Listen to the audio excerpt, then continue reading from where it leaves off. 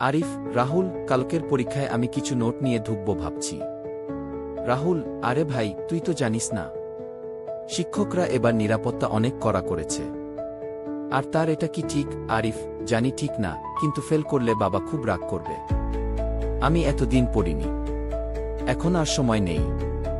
রাহুল, আমি বুঝি তোর চিন্তা, কিন্তু মনে রাখ, একবার যদি মিথ্যার পথ ধরিস, সত্যের পথে হাঁটলে হয়তো ধীরে এগোবি, কিন্তু মজবুত হয়ে দাঁড়াবি।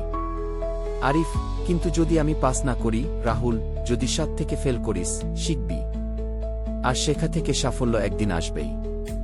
কিন্তু যদি অসৎ পথে পাস করিস, তখন তোর ভেতরের তুই হারিয়ে যাবে। আরিফ, তুই ঠিকই বলিস, বরং আজকে রাতেই পড়ার চেষ্টা করি, যতটা পারি নিজে করব। রাহুল, এটাই আসল সাহস। আমি আছি তোর পাশে, যা পারি সাহায্য করব।